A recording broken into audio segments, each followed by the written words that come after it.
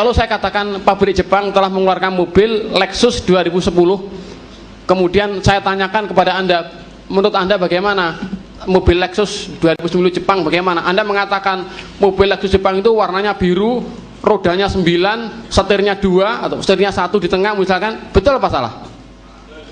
Kalau ada orang yang berani menafsirkan Lexusnya Jepang tahun 2010 yang hanya perkara duniawi itu jelas akan bohongnya dia, salahnya dia, lebih-lebih mentakwilkan sifat-sifat Allah.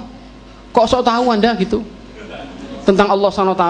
Makanya para ulama menjaga.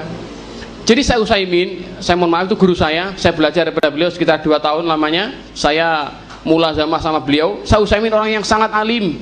Beliau adalah hafal kutubutis'ah, hafal di luar kepala. Saya bukan bohong saya. Dia hafal kitab Fathul Bari itu hafal di luar kepala. Kitab apa itu Qamus Lisanul Arab itu hafal di luar kepala itu. Subhanallah, tafsir Ibnu Katsir, tafsir Tabari hafal di luar kepala. Itu bukan omong kosong. Orang yang sangat alim, kalau dia melarang mentakwilkan, bukan berarti seperti tadi Pak Kiai Haji.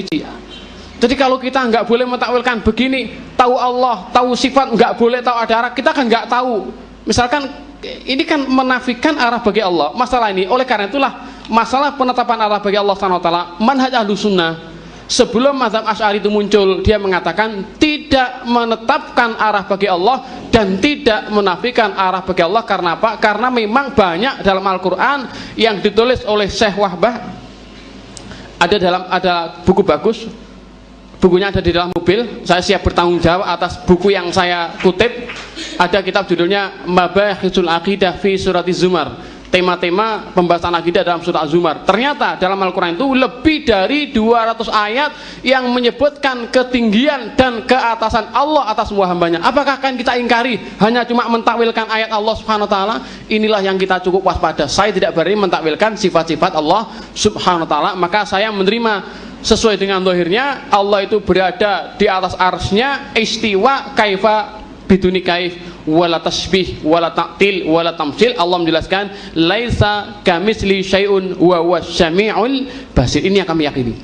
Memang kita mengakui di dalam Al-Quran ada puluhan ayat yang menerangkan istawa, Ar-Rahmanu 'alal 'arsy istawa. Tetapi kita juga mengakui pula di dalam Al-Quran ada ayat-ayat lain yang mengindikasikan bahwa Allah itu sebenarnya tidak di langit tetapi di bumi. Misalnya ketika Nabiullah Ibrahim alaihissalam, Nabiullah Ibrahim ketika akan pergi ke Palestina, Nabi Ibrahim mengatakan, wa qala inni dzahibun ila rabbi sayahdin.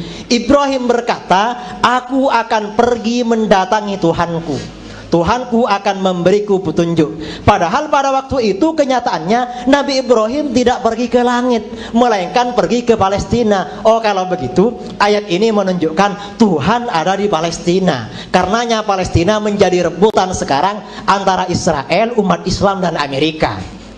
Seakan-akan begitu, karena ayat Al-Quran ini saling bertentangan antara yang mengatakan Allah ada di langit dan yang mengatakan Allah ada di Palestina. Bahkan yang mengatakan Allah berada di segala tempat. Di dalam ayat lain dikatakan wa huwa ma'akum aynama kuntum. Tuhan bersamamu di mana saja kamu berada. Berarti Tuhan ada di ruangan auditorium ini, kan berarti begitu. Karena ayat-ayat ini bertentangan, berarti katanya ulama ayat-ayat ini termasuk ayat mutasyabihat dan pemaknaannya harus dikembalikan kepada ayat yang muhkamat, laisa kamitslihi syai' wa lam yakul lahu kufuwan ahad, yang menyimpulkan bahwa Allah itu tidak bertempat dan tidak berarah. Karena kalau Allah itu dikatakan bertempat, maka ketika kita didesak oleh pertanyaan, misalnya tempat itu makhluk atau bukan, langit itu makhluk, arsy itu makhluk apa bukan? Kalau kita mengatakan arsy bukan makhluk, kita kufur. Berarti ada sesuatu selain Allah, bukan makhluknya Allah. Jelas kita kufur. Kalau kita misalnya mengatakan langit dan arsy itu makhluk, sekarang ada pertanyaan lagi, keberadaan Allah itu wajib bertempat apa tidak? Kalau keberadaan Allah itu wajib bertempat, berarti Allah juga makhluk, karena tempatnya juga makhluk.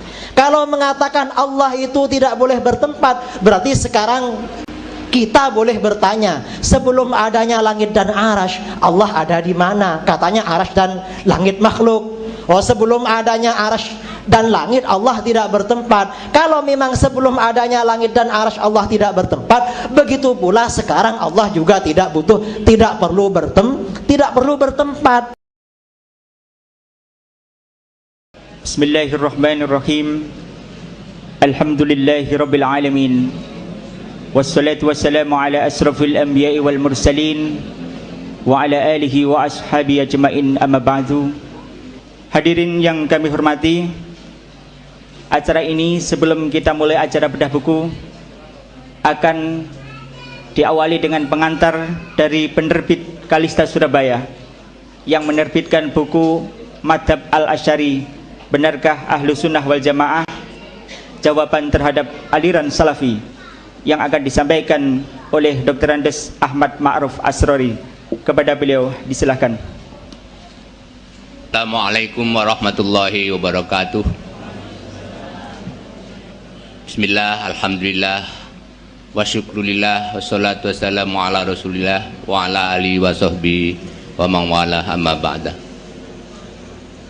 Yang terhormat Ketua Stit Al-Mukhlisun Bapak Yudhoyono dan pembantu ketua, yang terhormat para undangan, putra-putri baik yang ada dalam internal Stit Al-Muslihun maupun dari luar Stit Al-Muslihun yang kami hormati. Alhamdulillah, di detik jam ini kita dapat bertemu muka, bermuajahah dalam rangka untuk tholabul ilmi.